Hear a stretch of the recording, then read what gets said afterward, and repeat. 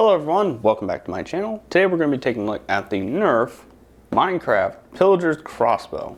This blaster came out in 2021 and is part of the Nerf Minecraft series. So with that out of the way, let's get started by talking about the box. Starting with the front of the box, we have some information about the blaster. This blaster includes 3 Nerf Elite darts. It has some assembly required and is ages 8+. Also it has that Hasbro patent pending plastic-free packaging. Flipping it to the other side, we have a little more information about the blaster. We can see the placement of the charging handle. It's in the back there. It has a 3 dart capacity and real crossbow action. So with that out of the way, let's get this thing out of the box.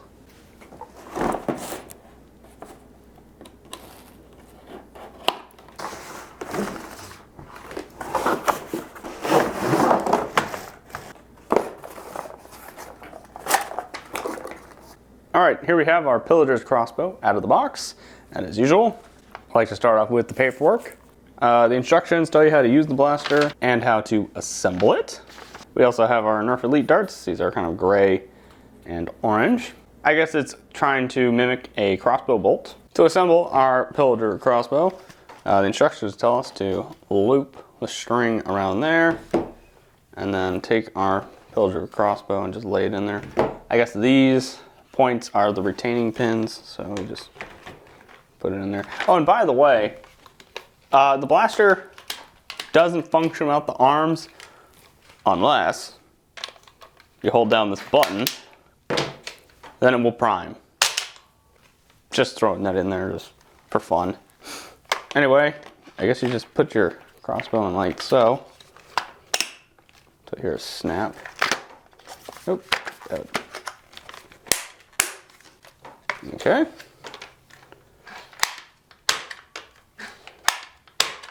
Alright, here we have our Pillager Crossbow fully assembled. And to load the blaster, we have 3 barrels here. This is a Smart AR blaster. So you just load the darts in like this, very easy. They do stick out quite a bit. They're not really in the barrel that much. To prime it, it's a simple pull.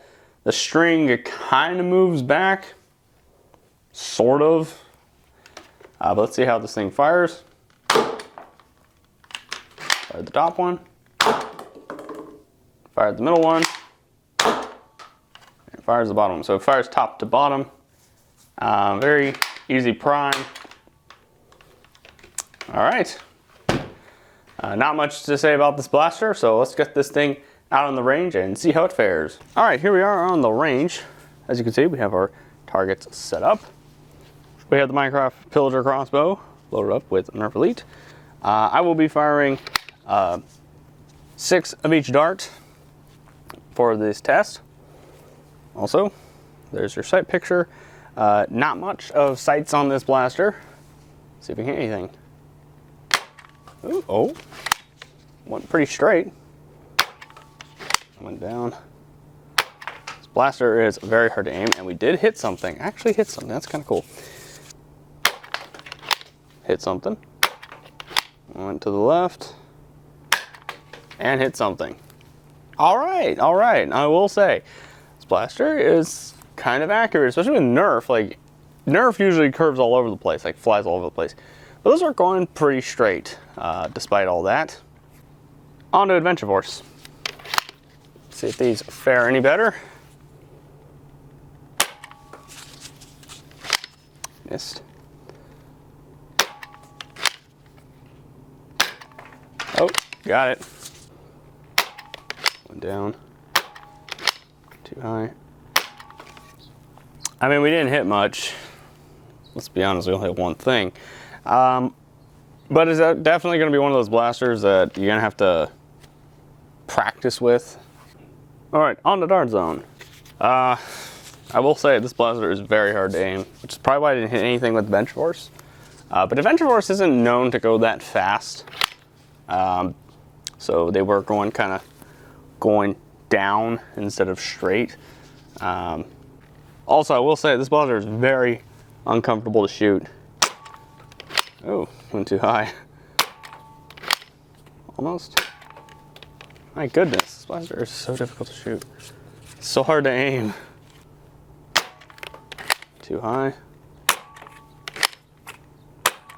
My goodness. This is a very hard blaster to aim because like there's no sights on it. So you can't really hit anything. I don't know how it's hitting things with Nerf, but with this, like, all the other darts didn't seem to... I'm just bad at aiming, okay? I'm gonna give Adventure Force another go. Just gonna be 3 shots, and then I'm gonna do 3 more dart zone. I got something.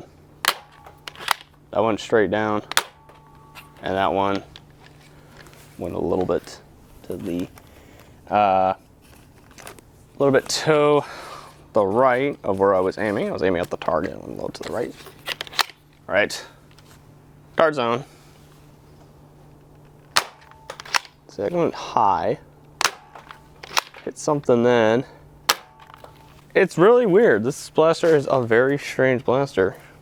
Let me try Nerf real quick. 3 more Nerf. See if it was a fluke when I used the Nerf the first time.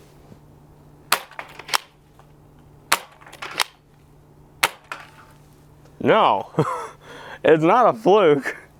I don't know, maybe it's just weird. It uses Nerf fine, but the others it's not. I wonder if it has something to do with the dart heads. Like, Nerf has a way different dart head than Adventure Force and Dart Zone. I wonder if the waffle dart heads are negatively affecting where they're going, because Nerf is going straight forward but curving off to the sides, but it's like height is consistent, while Adventure Force and Dart Zone are going up and under, going all over the place, you know, vertically. But Nerf seems to be consistently going in a straight line for some bits and then going down. I don't know. This analysis is not scientific at all. It's just observational. Anyway, let's move on to the range test. All right, here we are at the range test. And as usual, for context, the chicken marks 25 feet, the swan marks 35 feet, the frog marks 40 feet, and the far back wall marks 50 feet from where I'm standing. We're gonna be firing 6 of each dart, starting off with Nerf Elite. It's gonna fire some straight shots. Picked up by the wind. Went straight down. Picked up by the wind. That one beyond the 45-foot mark. That's pretty cool. Hit the wall. 45. On to Adventure Force. Straight down at the 25-foot mark. About 27, 28. Ooh, 35. Less than 35.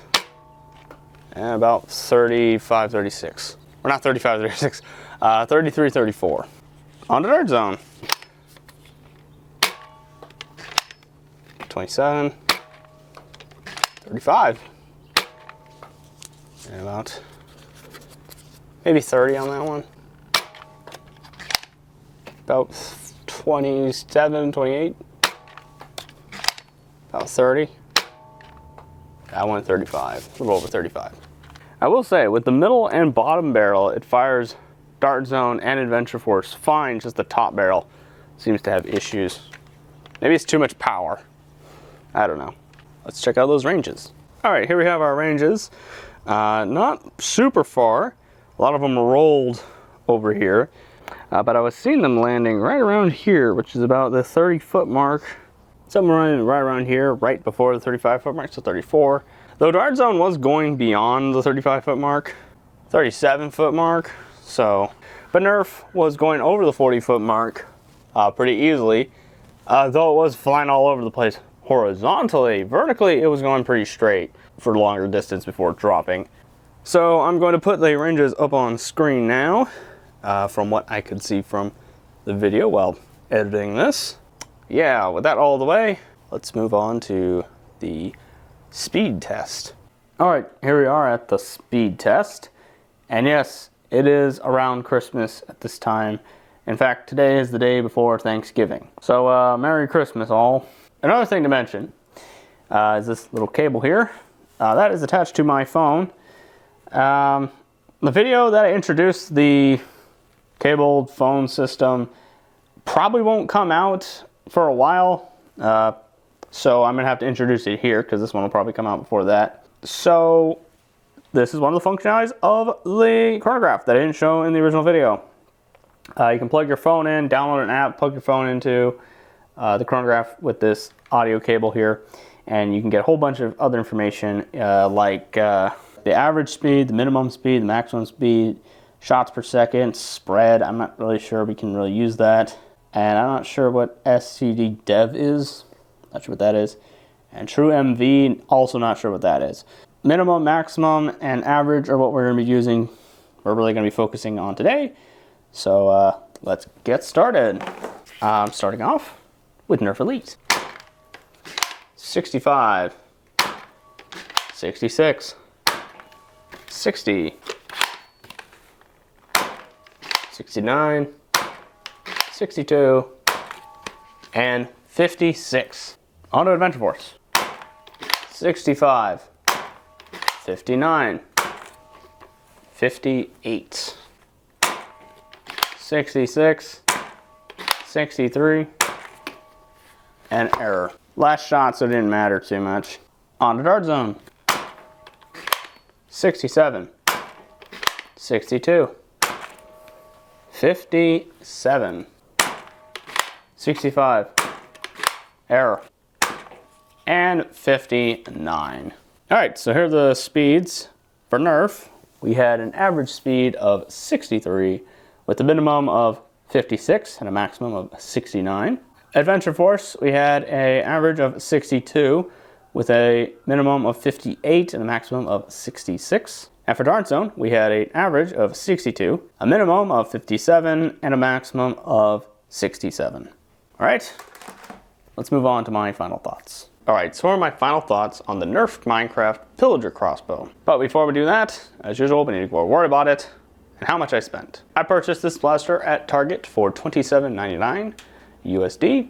Not much to say about the blaster neutrally, so let's move on to the next section of the video. So another thing I introduced in that video I have to now postpone was removing the pros and cons and just talking about the blaster through different points. So I guess this video has to be in the new first video with the new system.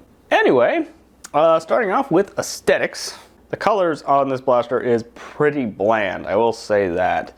Not sure what they were going for. This kind of, it doesn't really look too much like the in-game weapon. I mean, it has the same silhouette of it, but they could have had like brown or something in here because it just looks like a bunch of blocks shaped like something that kind of resembles a crossbow, almost like a pickaxe. I don't know, it just looks a little odd to me with the colors they chose. I mean, it does look very Minecrafty, I guess. I don't get what they were going for. When I first saw this thing being advertised, first saw videos of it, I thought this thing looked ugly. I mean, it still kind of looks ugly, but it's kind of grown on me. Like, it's not that bad looking. I mean, overall, it's not super ugly. It doesn't look that bad. I mean, they kind of had to figure out how to put this grip on there because in game there isn't a grip. Your character's kind of holding it, kind of just like floating on your hand. They had to figure that out. Also figure how to add a charging handle to it because, you know, in game it has bolts and stuff. Uses arrows. Next point I wanted to talk about is the ergonomics. This blaster is very, very uncomfortable. Just holding the blaster kind of hurts my hand.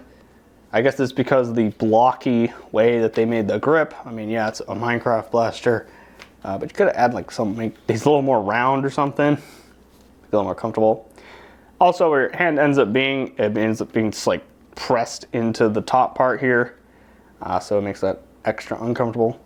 Though strangely enough, holding it with my left hand is not as uncomfortable as holding it with my right hand. Not sure why that is. The prime on this blaster is very short, very smooth, but the trigger pull, it's all right.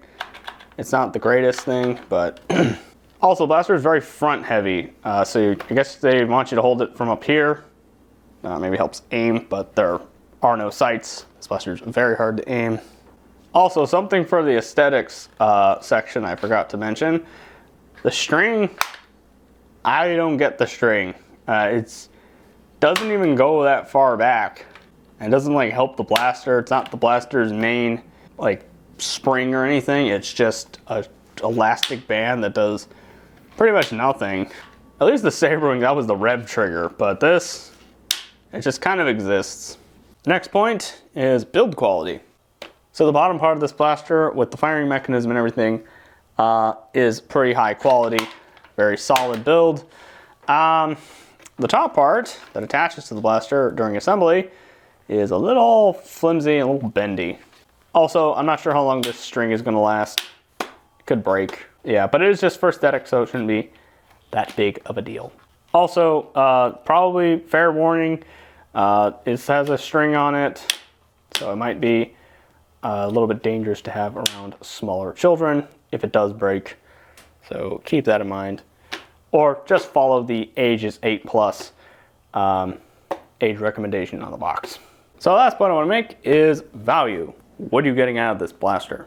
As I mentioned before, this blaster originally retailed for $27.99 USD, and it appears to have decreased in price to $18.99 at some of the major retailers like Target and Walmart. But going off of its original retail price, essentially $30, is this blaster worth it? I will sum up what this blaster is in one simple sentence. This is an uncomfortable, hard to aim, 3-shot smart AR blaster with a huge Minecraft license tax. I'm just going to say it. I think this blaster is overpriced. I don't think it was worth its original retail price, and I don't think it's worth its new price either. Now I understand that when making a licensed product, companies ask for royalties, and I guess Mojang, people who make Minecraft, ask for a huge amount of royalties on this blaster. So no, I would not recommend the Nerf Minecraft Pillager Crossbow. I don't think this blaster is worth $30. I don't think this blaster is worth $20. If anything, I would say save your money or wait for it to go on sale.